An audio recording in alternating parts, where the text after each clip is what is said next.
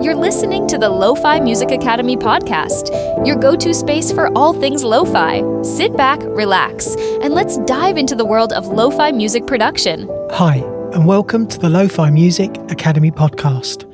I'm Spencer J, your guide through the chilled out, atmospheric world of lo-fi beats. Today we're diving into a topic that every lo-fi producer, beginner or seasoned, needs to get a handle on, and that's the low-end management of your track. Now I know what you're thinking, do I really need to worry about bass if our music's chill, dusty and lo-fi? Well, the short answer is yes, and the long answer is definitely yes.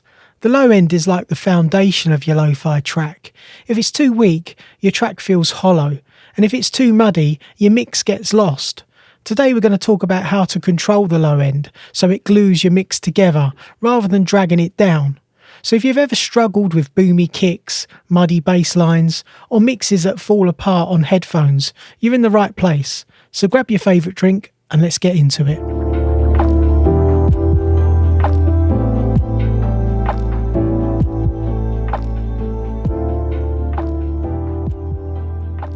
Let's start by demystifying what we actually mean by low end. The low end usually refers to frequencies below 200 Hz.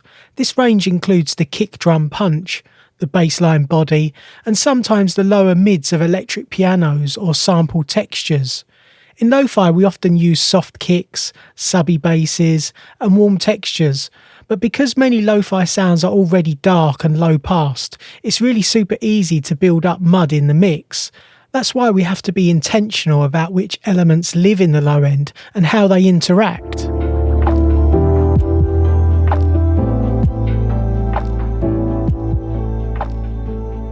Firstly, let's talk about the three most common low end issues in lo-fi music.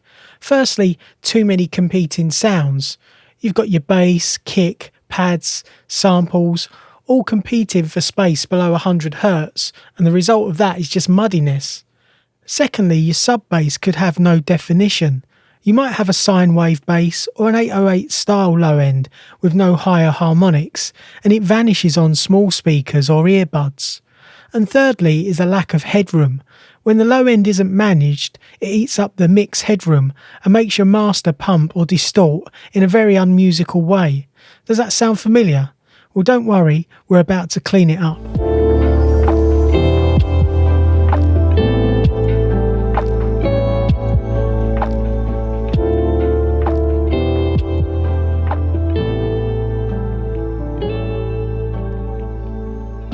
Now let's take a look at some tools that can help you tame the low end. Firstly, the high pass filter. This is your first line of defence. Every track that doesn't need sub-content like vocals, synth leads or even some ambient textures used to have a high pass filter around 80 to 150 Hz depending on the sound. A pro tip is to use a steep slope like 24 dB octave for sharp cuts or a gentler slope 12 dB for smoother filtering. Our next tool is the all-important EQ. Use subtractive EQ to cut low mid-boxiness, especially in pads or electric pianos. Frequencies around 200 to 400 Hz often build up and make the track feel really muddy. Next we have sidechain compression. A gentle sidechain from your kick to the bass can help the low end breathe. You don't need EDM style pumping effects, just a subtle duck to give the kick some room. I like to use the Wave C1, so give it a try. You could also try using a multi-band compression or a dynamic EQ. These help tame peaks in the low end only when needed.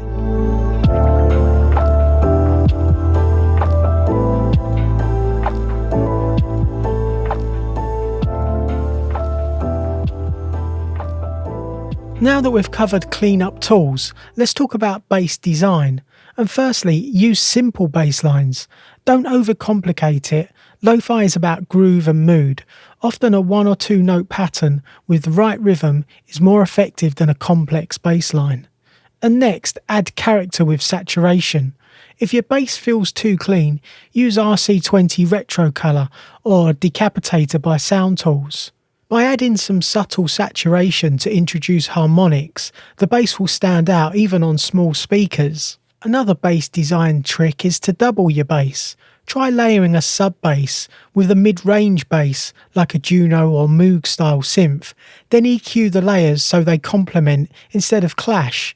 This is a great trick for warm but present bass lines.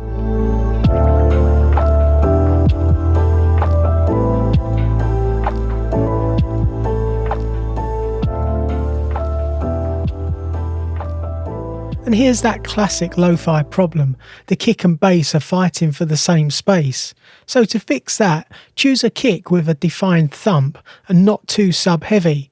Shape the bass so its transient doesn't clash with the kick. Or use sidechain or volume automation to create space when the kick hits. And try sweeping your EQs while soloing the kick and bass to find frequencies that overlap, then cut just enough to help them separate each other. And here's a quick low-end mix checklist that you can use at the end of your mix session. Firstly, are all non-essential tracks high-passed? Do the kick and bass have clear rolls? Does the low end feel solid but not overpowering? And can you hear the bass on headphones and small speakers? And lastly, does the master limiter show consistent levels? If you can answer yes to most of these, then you're definitely in a good place. Hopefully you've picked up a few techniques to keep your mixes tight, warm and balanced without sacrificing that dusty nostalgic vibe we all love. And remember, don't be afraid to cut a little low end for clarity. Sometimes less really is more. If you enjoyed this episode, please consider subscribing, leaving a review or sharing it with fellow music producers who might find it useful. Until next time, keep creating, stay inspired and remember, it's all about the vibe.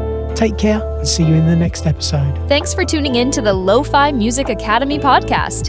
If you're ready to start making lo-fi music and want to go even deeper, grab your free guide. Discover the 6 essential steps to create a release-ready lo-fi track from scratch. Whether you're using budget gear in your bedroom or a small home studio, this guide will help you get that polished, dreamy lo-fi sound you're after. Just go to www.lofimusicacademy.com. Until next time, keep creating those laid-back vibes, and don't forget to subscribe for more lo-fi tips and tricks.